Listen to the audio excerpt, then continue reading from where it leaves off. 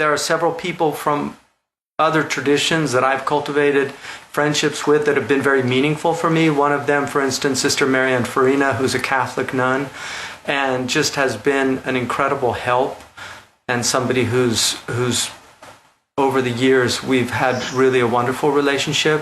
The same is true for, I've had Buddhist friends, I've had Hindu friends, I've had Jewish friends. We have a rabbi in the area that I've been associated with for a long time.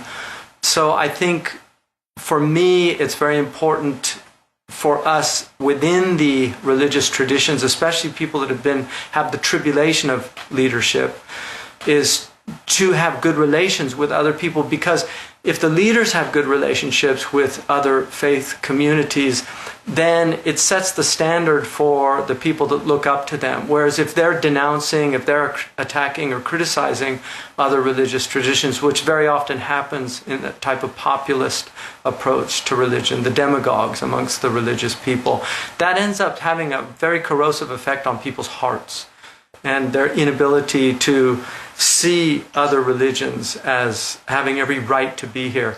The great poet Hafiz said, if you knew that the whole world was a divine banquet and everybody had the same invitation from the Creator, how would you treat the other guests at the banquet? Well, one of the most influential people in my personal journey has been Imam al-Ghazali, and he has the concept of the wayfarer, that every human being is really a wayfarer. One of my favorite people in the modern period is Edith Stein, who said that anyone who is actively searching for the truth is actively searching for God, whether consciously or unconsciously. And that's actually a Ghazalian perspective. Imam al-Ghazali said that everybody who is searching for the truth, whether they find it before they die or not, will be saved. Because that is the purpose, really, of life, is to set out on this journey. And it's an epic journey. It has all of the trials and tribulations that go with the epic journey. So each one of us should see ourselves on this heroic journey. And we have to slay the dragons within ourselves, and sometimes the dragons out there. But if we don't slay the dragons within ourselves, we'll never be able to slay the dragons out there. We'll end up doing far more damage than good. I think in the time we're living in today, I actually think it's become absolutely necessary for the average person to have knowledge of the major religious elements that human beings share on this planet. 23% of the world is Muslim. About 25 or 26% is Christian or has some identification with Christianity. Judaism has a very, very important and powerful role in the world, and also in the evolution of our religious traditions. Buddhism, the Asian religions, also Hinduism, over 1 billion Hindus, Buddhism, over 1 billion Buddhists. These are large numbers of people, and we should have a basic understanding. We obviously can't learn all the religions. There are many animistic traditions. There are many mythological traditions that are also important if we want to know literature or understand things. But knowing religious traditions now, for me, I think, is something that we have to take very seriously, and we have to know the basic beliefs of other peoples. It's very important, for instance, to know that Islam does not accept terrorism. Even Bernard Lewis argued that as a Jewish scholar of Islam, that Islam does not sanction terrorism. It's important to know that it's not from the religion. It's important to know that the concept of the chosen people in the Jewish tradition is not a sense of superiority, although it might be misunderstood in that way, but it was actually a sense of moral responsibility on the people, and something that the Quran actually mentions. It's important to know that in Christianity, that the Crusades or the Inquisition, that these things, in the true understanding of the great saints of Christianity, are unacceptable. That our religious traditions cannot be defined by the horrors and the atrocities of our religious traditions. They have to be defined by the saints and by the scholars and sages of these traditions. First and foremost, I think if there was one hallmark that I would see about all of our religious traditions, that they are very real attempts at enabling human beings to live life on earth without falling into a nihilistic despair that comes from a type of meaninglessness. And one of the hallmarks of modern society is increasingly despair, anxiety, angst about just being alive is spreading. And that's why we have, for instance, in my country, an opioid crisis right now. And so I think that's one of the most important things, is that religion answers those huge questions that all of us face as individuals. Who am I? Why am I here? What am I supposed to do while I'm here? Where did I come from and where am I going?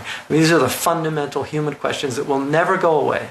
And religions provide very profound, very subtle, often very sophisticated answers. Sometimes, in order to really penetrate their mysteries, one has to spend a great deal of time, which is why the great sages of all of our religious traditions spent years of training to really understand the answers to these fundamental questions at a deep and profound way. And often the power that they had was in their presence and how they were exemplars of the answers in their own personal being.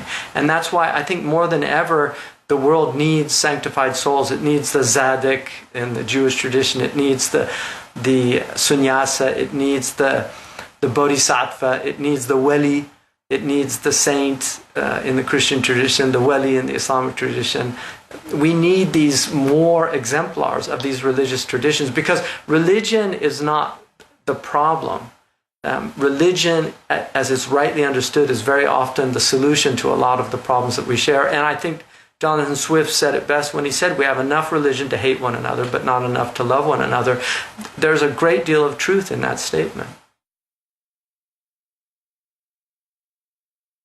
I think that the differences that we have in our traditions, they can be an obstacle, but they can also be something that sparks in the other insights about his or her own tradition. So they don't necessarily have to be obstacles. One of the interesting things about dialectic is that when you have two people that are in discourse with one another from different perspectives or different viewpoints, very often they're enlightened by that experience of engaging the other. They can have insights that they would not have had they not been challenged in their own thinking. And if it's a mutual pursuit of the truth, then it's extremely fruitful. If it's just being entrenched in one's own opinions, then very often it doesn't. It's just like two football teams. It doesn't matter who wins.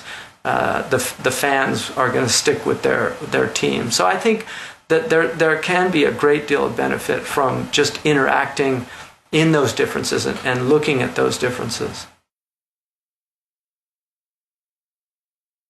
I think that it's important for us to share. First of all, each one of our religions makes claims. Either those claims are true or they're not true. But each one of them makes claims. And it's very important for us to acknowledge that most of us have inherited these claims. That we actually have not done the type of soul searching to find the truth. We simply inherited something and then we're entrenched in that position. And so I think we're at a time when a lot of that's breaking down, especially for young people. And so with postmodernity, this idea that there's no meta-narratives, there's idea that everybody has their own truth with a small case T and not a capital T, I think is a great challenge for our religious traditions. And I think that if we're honest with each other and with ourselves, that we're going to be increasingly confronted with that reality as time goes on.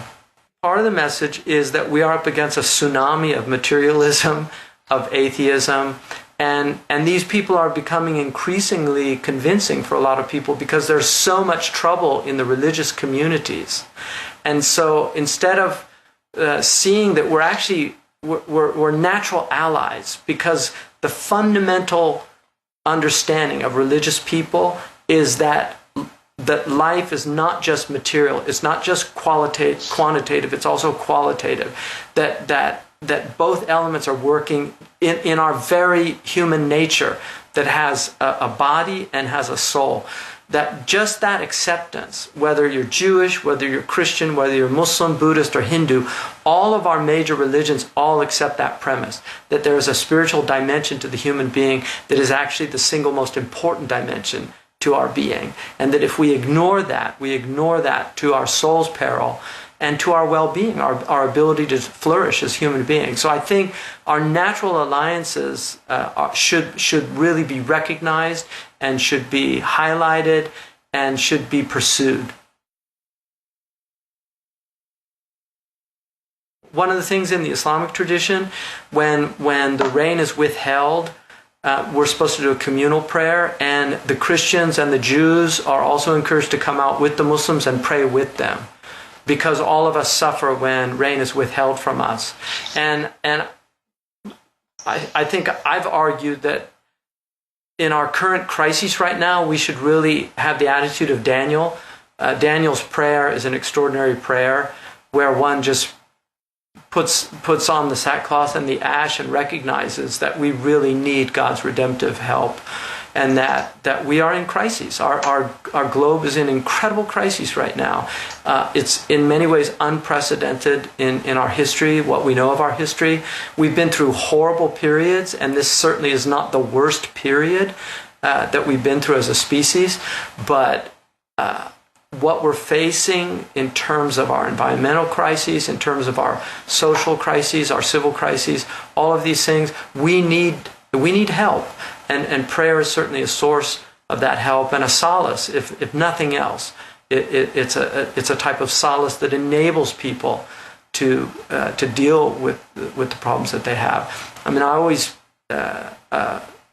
smile when I hear people quote Marx that religion is the opiate of the opium of the masses, because that quote's always taken out of context. He said it was the sigh of the oppressed. It was the heart of a heartless world. It was the opium of the masses. In other words, it numbed their pain to deal with the incredible difficulties of the world. So instead of giving people the pain-numbing opium of religion, now people are given real opium as an alternative. And so I think Marx's solution is, let's make the world a paradise, which is the utopian fantasy. The world is what it is. It's always been like this. It doesn't mean we don't work to make it better, but we also have to be realistic and understand. And the most dangerous people on this planet have always been people that are pursuing utopia on Earth. It was never meant to be that way. It was designed to do exactly what it's doing, to drive us to God. And if it doesn't drive you to drink, or to God, then I don't think you're human. I think absolutely. The Quran says, "Ta'awun 'ala al-birri wa taqwa," cooperate in goodness and in piety, and that verse was revealed to the Muslims to work with other people. It wasn't about Muslims cooperating, it was actually cooperating with other people. And that's why the Prophet Muhammad, peace be upon him, said, I was called to an alliance of virtue in the pre-Islamic period. Had I been called to it in Islam, I would have answered. In other words, from other people. And so it's very important for religious peoples to have alliances of virtue, especially right now when so many of our fundamental and core values are being questioned by the modern world. Families breaking down. We all share family. All of our religious traditions put a very strong focus on family and on the importance of marriage, on the importance of knowing your biological parents, on the importance of inculcating virtue in our young people. So those are all things that I think we share. One of the intriguing aspects of the three Abrahamic faiths is that the foundation of their ethics was the Hellenistic Nicomachean ethics. All three of our great Abrahamic traditions use that as a basis for their moral philosophy, and I think it's fascinating that that isn't highlighted today, because it's the basis of it is moral virtue of working to perfect the soul. Like I said, I think that our religions are in crises. Our planet's in crisis. Many people are experiencing crises, and I think it's really a time for religions to be advancing something for the common weal, for the common good. I think too much of religious discourse right now deals with attacking the other, and I think it's very important for the religions and the people that have the burden of religious leadership to be bringing forth from their own traditions positive solutions to a lot of what people are facing today.